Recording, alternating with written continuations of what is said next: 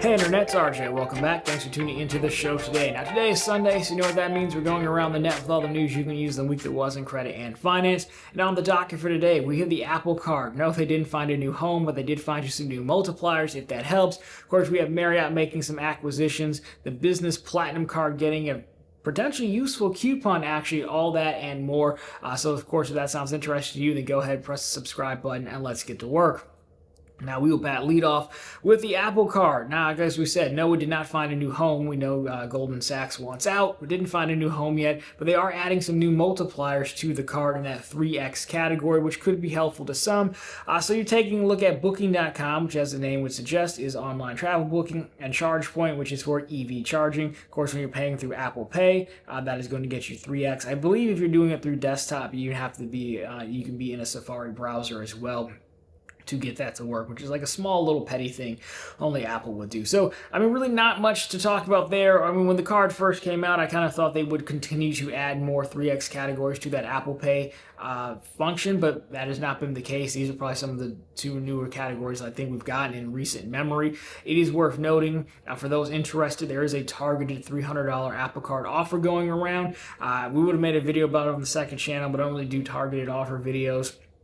I found it in the past and tried and been denied. There was an initial just like a soft check, and then, of course, if you went through with it, then it would have been a hard pull. At least that's how it was for me. It might be different for you now. But again, $300 for a free card is probably worth it. But, just keep your eye out for that for those interested. Now, on to our travel segment, and we do have a lot of travel to get to today. This time, Marriott's in the news because they are making acquisitions for those who want to sleep in the good old-fashioned outdoors. So take a look at this press release that they just had very recently. Marriott International today announces the expansion of its outdoor-focused lodging offerings through two founding deals with key players in the outdoor lodging segment. The deals include the acquisition of Postcard Cabins, brand formerly known as Getaway, so that one's coming totally in-house under Marriott. And then they have execution of a long-term agreement with Trailborn. I think out of the Trailborn group, they're going to have like a bunch of rooms available. I think it's maybe like 500 doors across the country, maybe. And of course, they're just going to own Postcard Cabins outright. So as you know, they've got the part where they say nice things about one another. Marriott has long been committed to offering incredible travel experiences for every trip purpose, as guests are increasingly interested in nature immersive travel. We are excited to build on the incredible breadth of our portfolio and welcome the Postcard Cabins and Trailborn portfolios to the Marriott Bonvoy as we deliver more accommodations, on and on and on. Cool. So there you go. And I think all this is probably in response. I think Hilton added somebody outdoorsy a while back. So it's probably in response to that. The running joke here is I don't really care for going outside much unless I have to. But for those who like outside, I think it's fine. Again, I am a Marriott fan.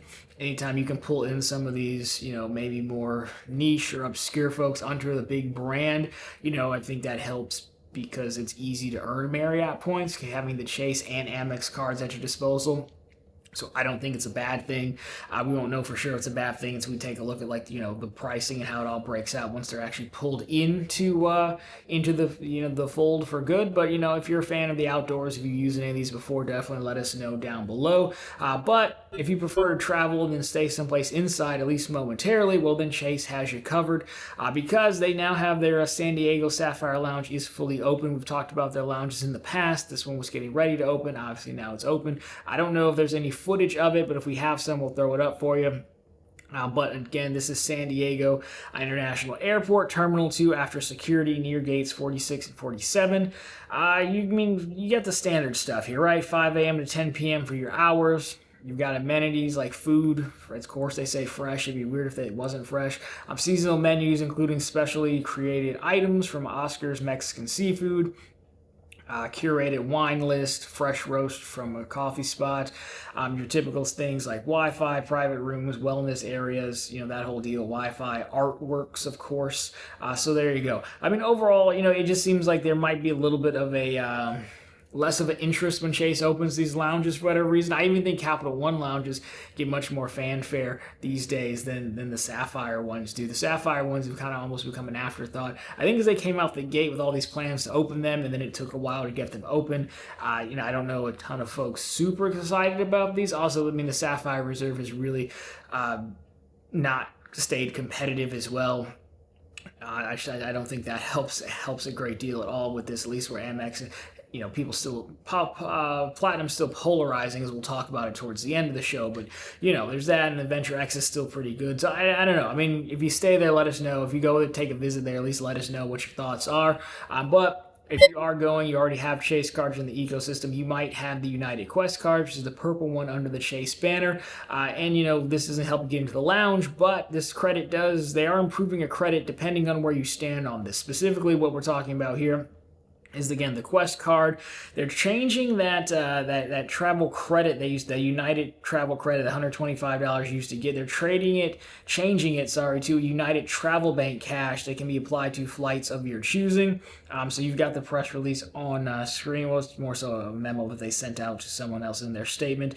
So starting on March 24th, your $125 annual United Quest Chase issued statement credit will change to United Travel Bank cash, which you can apply to the flight of your choosing. I think for someone like me, I think that's a good change. It really just depends on what the terms of it are. Is this specific cash going to expire? Is it good for the year? I don't really know. Yeah, I don't think we really know yet. But I think for most the casual traveler, this is probably a good change. If you were more hardcore, then you probably already knew how you wanted to use this, and that might be not outright negative, but a little bit more difficult. I was trying to sift through some of the comments in the various places that posted this, and people seem to be fairly mixed. So me, again, is not a road warrior, and I don't really fly United anyways. I don't have that strong an opinion. But to me, this actually seems easier to use because there were a decent amount of people just spoofing that statement credit to get it to the travel bank anyways. They're just kind of removing that step. So I think that's helpful. The best thing to do would have been hey, if you want to move it to the travel bank yourself, we'll just let you do that. You don't have to try to spoof the system or anything. Or if you want to just use it in booking directly, you could do that too. But we can't have everything. So for me, this doesn't seem that bad. But again, I know there are some use cases out there that don't necessarily love this. But if you don't like that, well then, you might be done with United and want to become an Alaska fan. Well, as you know, Alaska and Hawaiian just finished their merger. Well, that means finished. They agreed upon it. These things take time, but they're not wasting any time getting more press releases out there. This time teasing a new Alaska premium tier credit card, something folks have been asking for quite some time. So between piecing together a few different blog posts, a press release, and some additional details from View from the Wing, we do have a decent enough understanding of how this card is going to look like. So here you go. So the Alaska, of course, as we said, premium credit card coming next year. I think next late spring maybe. So what we've got from View from the Wing is looking at about a $395 annual fee, 3x miles on all eligible foreign purchases. That's interesting. I don't know if we've ever seen anyone specify foreign purchases. 3x miles on eligible dining purchases, waived award ticket fees, Alaska Lounge passes, Wi-Fi vouchers, accelerated pass to elite status, and innovative travel disruption program. I don't know if that last one they mean if your travel was disrupted, or they're trying to do that play on words hey, we're an industry disruptor. I'm gonna guess it's the first one. I hope it is, because I don't know what you could actually do. But the other important thing is we're going waitlist again. So move to the front of the line, join our early access list to get an exclusive link to apply for our new premium credit card, plus earn 500 miles when you pre-register by the end of the year. So that's quickly approaching. Then, after you use your exclusive link and your application is approved, you'll also receive another 5,000 bonus miles in addition to the other new account offer bonus. So that's actually pretty good. I mean, you're talking about 5,500 miles extra just for signing up and getting approved. So if you have the slightest bit of interest in this card, it would make sense to join the list just to make sure you get that extra intro offer. Because again, that's just the intro part. That's not the actual fully announced offer yet. We don't know what that's going to be. So, I mean, it's shaping up to be an interesting card. I mean, I don't know a ton about Alaska. I know it's a fan favorite, but I mean, if you go through and you look at it, I think we're still missing some things, like what is it going to earn on. I would imagine it'll earn 3 back on Alaska purchases as well. It's weird they left that off. Lounge passes, Wi-Fi should be on the plane by now. So some of this stuff, I don't know. The accelerated pass to elite could be helpful. We just got to see how they work that out. There is a brand new Global Companion Award certificates. We don't know how those work though yet. Like if you gotta spend to earn them, they're just gonna give you one once a year. So definitely has potential for Alaska fans out there. We'll have to keep our eyes out as far as wait lists go. I think you're getting a decent amount of points. So if you are interested, jump on that. We have it over at profitablecontent.com for you, and let us know what you hope that the new Alaska Premium card has, because that's they didn't waste any time jumping on that. $400 is one of the more reasonably priced cards, which also I think tells me if this does well, they could probably even come in and put another card above it, perhaps. Again, all the other airlines, the Delta's is 650. The Reserve went up to like 650. United, we just talked about. I think whatever they call theirs is up there as well, close to 600. So I think they've left themselves room to put another one in there should this one work out pretty well. That's kind of how I'm reading this. But one more premium card to close out the show. And in a surprise turn of events, the Business Platinum card has a new coupon or credit, and it's actually not as terrible as you think. I mean, it's not great, but it's not as terrible. So they quietly added a Hilton credit to the Business Platinum card. There's no fanfare. There was, as much as we make fun of press releases, there's actually no press releases. I don't even see it on the homepage at the time of taping. I am a Business Platinum card holder at the moment, and I can see it in my account. So here's what you have. New, get up to $200 in statement credits per calendar year, up to $50 per quarter, of course, when you enroll, of course, in the $200 Hilton statement credit benefit with your Business Platinum card through American Express. Purchases must be made directly with a property in the Hilton portfolio on your Business Platinum card. Hilton for Business membership is required. If your business does not already have a Hilton for Business account, you will be registered for one at the time of enrollment in the benefit. Hilton for Business offers additional travel value such as access to discounted rates, travel management, yada, yada, yada. Great. That's not a terrible credit. And I know folks at one point were using the Hilton, the Spire, some of those, they were going to, just a Hilton and just buying a $50 gift card. So, I mean, if that works, that would be plenty enough helpful and easy to do, because, again, they don't specify it has to be on just book directly with Hilton or, paid directly with Hilton on your card. If they haven't blocked buying gift cards yet, again, I'm not always up on what Amex and all the coupon nonsense is going, so it's possible it is blocked, I just don't know it. So let us know down below. That wouldn't be terrible. I can't really blame them too much for it doesn't roll over and $50 per quarter. That's probably on the vendor, because as we've said before, Chase and DoorDash tried giving lump sum credits years ago, and it didn't work. I mean, it worked for us because you just use it in one go and be done with it. That's what I did.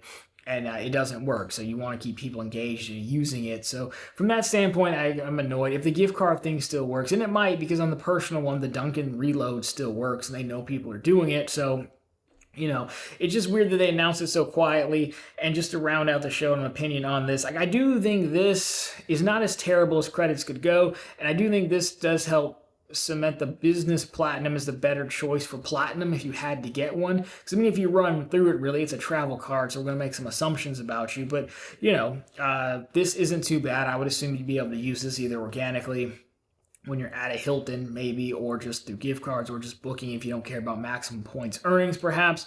The clear credit is like, $190, $200 almost to get a membership. That's just kind of just what it costs. Clear could come in handy. It's really hit or miss from what I'm talking to a lot of people. I don't have it. I did it for the show once, but I don't have it anymore. The cell phone credit's pretty good. I do use the cell phone credit. Of course, it's annoying. It's just $10 a month, but it's not that hard to make a $10 payment and then pay the rest of my in cash. And then the Dell credit, I don't know. Some people still find use in that or find ways to use it. I would discount the Adobe and the Indeed credits, but then the airline incidental credit, there are still ways around it. Travel Bank, I think, still works. I did the Delta additional charge, whatever they call additional charge, which doesn't even name it that anymore, but I just did it, used the $200. So from all that, I do think the Platinum, that does make the Business Platinum easier to use. The real question as we move towards the next year and looking at what are they going to do with these cards is, I still don't know if going through all that to recoup your money is going to be worth it early 2025. Given that the lounges are going to passes, which again, I don't know that it really affects everybody the way it does, but it still hurts because it used to be unlimited and now you're taking me down the passes. The way they're having to spend so much to get guest passes hurts. The hotel statuses still aren't what they used to be. anymore. So yes, it's better. I think this does help, but like better for what are you getting? Like, that's the part I don't really know, and that's the part I think they need to sort out moving into the new year, which I do think, I'm not going to say we're going to love it, but I do think they will. This is a nice touch. This is probably just Hilton wanting to drum up some business on their business side, because why not just move it to both, and why make the requirement that you have to have this business Hilton for Business account more than anything else. So, but that's what marketing promotions are for. But anyways, that'll do it for this week. So, of course, if you liked it, drop me a thumbs up down below. If you found particularly interesting, consider subscribing to the channels. We're posting content just like this every single week. We're of course right back here every Sunday with all the news you can use in the week that was in credit and finance. And, of course, every single day over on ProfitContent.com, which, as you know, is the channel's blog. Always linked down below for you. We have the latest news stories just like this. We have plenty of bank promotions, and we have credit card offers. So that Business Platinum sings to you. We've got one of those over there for you as well. But anyways, guys, that'll do it. As always, thank you so much for watching. I'll talk to you very soon in the next one.